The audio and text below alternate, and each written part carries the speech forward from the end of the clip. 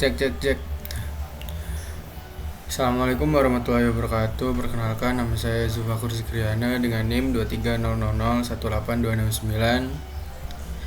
Sini saya akan menjelaskan mengenai kode program responsi deep learning ya teman-teman.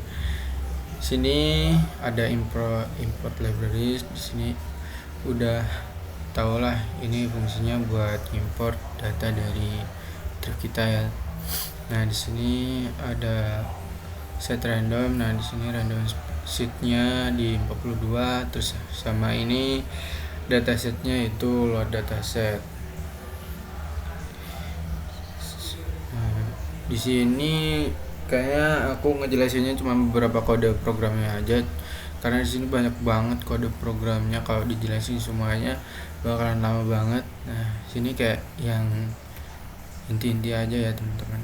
Nah, di sini ada dataset buat dataset acak di sini. Nah, di sini ada TSS-nya 0,20, yaitu 20% yang dialokasikan untuk data sementara, sama ini buat membagi 20% data sementara tadi menjadi 50 banding 50, yaitu kalau 10%-nya valid, yang 10%-nya tes gitu teman-teman. Nah, sini ada teknisasi dan padding. Pakai token, sama di sini buat print targetnya. Sini juga ada build vocabulary, vocab size-nya ada di 12.000. Nah, ini vocabulary size-nya jadinya 3875. Lanjut, di sini ada transfer datasetnya dengan size 32, sama ini buat cek data. Lanjut di position encoding.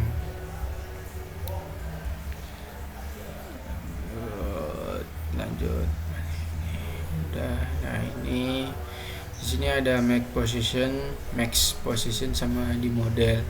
Ini max positionnya di 50 dan di modelnya di 128. Nah, di sini jadi dia itu kayak dibentokannya dari dimulai 0 sampai 50 nih. Bentuknya dia akan datanya sampai 50. Nah, di sini di 128 gitu, teman-teman.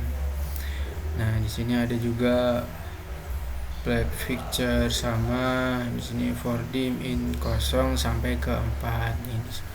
0 sampai 4. Di sini yang 0 itu yang biru. Dilihat itu. Di sini ada position encoding layer. Terus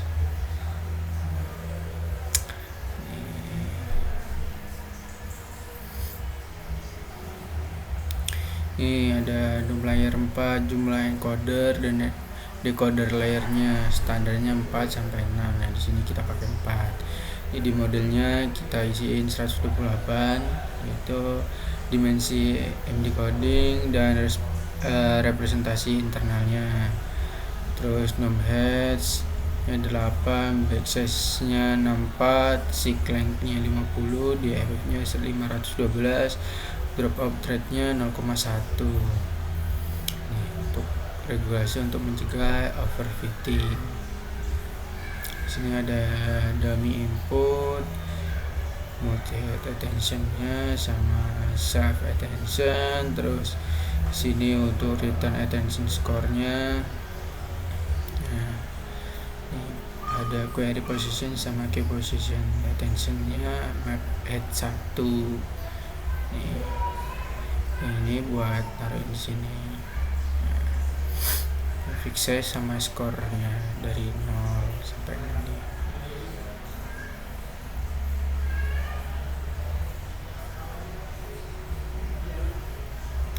Ada example padding mesh, terus multi head attention block. Ini ada encoder layer, multi head self attention-nya dimasukin, terus connection layer, terus implementasi encoder lengkapnya ini dia ada di sini. Sampai sini tuh. ada decoder layarnya ini. Nah, tadi kan ada yang di atas tadi kan, nah ini udah diganti lagi nih.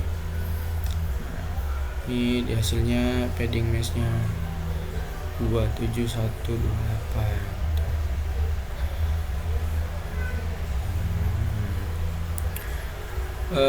Kita langsung lanjut yang bagian mana ya, yang epox 10 tadi. Percobaan ke pertama nih pakai import transfer TF import 6 PS model. Nah ini vocab size nya ada di 8000, target vocab size nya 8000 juga, P inputnya 1000, P targetnya 1000 juga nih. Terus ini devaporasi, ini datasetnya, ini akurasinya nol didapatnya.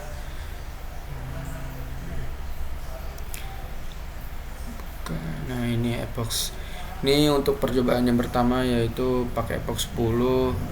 Nah di sini lossnya dari 8, akurasinya 0,000. Ini lossnya epox dari 1 sampai ke 10 nih lossnya segini. Ini evaluasi model. Nah ini buat model antus data. Nih jadi dari yang tadi tuh didapetinnya test lossnya 5,9059 ya.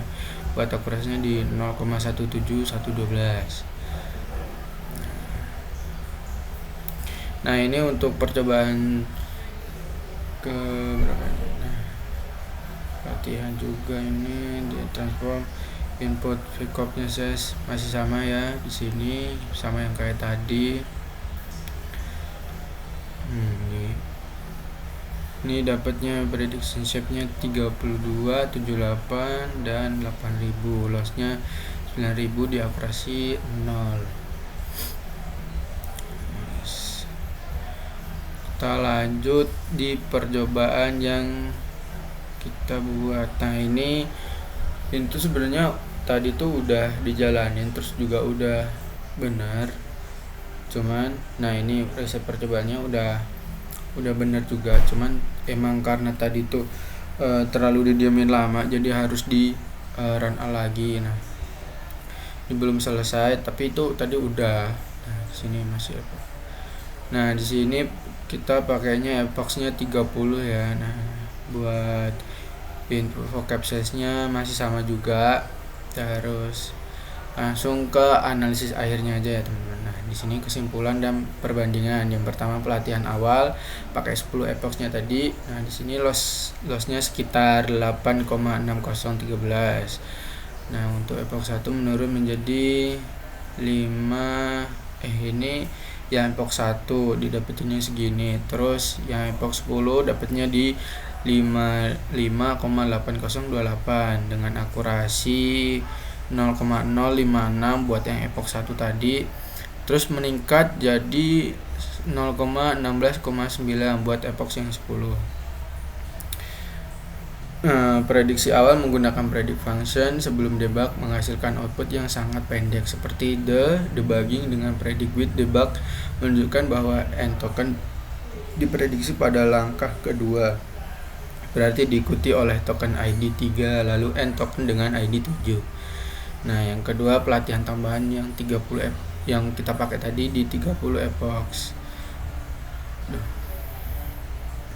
Nah di sini buat lossnya setelah dianalisis ulang dan dilatih selama 30 epox, loss terus menurun secara signifikan dari 5,7132 epox 1 menjadi 3,4563 yang epox 30. Nah untuk akurasinya sendiri akurasinya jadi meningkat drastis dari 0,1697 yang pakai epox 1 menjadi 0,4488 yang pakai epox 30. Terus inferensi dengan debugging, meskipun loss menurun dan akurasi meningkat di data pelatihan hasil predict with debug setelah pelatihan 30 epochs masih menunjukkan masalah yang sama, yaitu prediksi end token terlalu cepat. Misalnya di 6 NPINT 63 di 3 menghasilkan the. Terus perbandingan utama yaitu model jelas belajar dan meningkatkan matrix loss serta akurasi pada saat pelatihan dan validasi. Ini menunjukkan bahwa arsitektur transformer dan pipeline dasar berfungsi dengan baik. Namun peningkatan performa pelatihan tidak secara langsung diterjemahkan ke dalam kemampuan model untuk menghasilkan urutan yang lebih panjang dan koheren selama inferensi. Masalah prediksi end token yang terlalu cepat dan tetap ada, bahkan setelah pelatihan lebih lama dan metrik pelatihan yang lebih baik. Informasi yang didapat: masalah utama model transformer yang sangat terlalu agresif dan prediksi end token selama fase inferensi. Nah, di sini umpan baliknya dari pertama praktikum sampai akhir praktikum ya teman-teman. Oke, mungkin itu aja. Kurang lebihnya saya mohon maaf. Saya akhiri. Wassalamualaikum warahmatullahi wabarakatuh.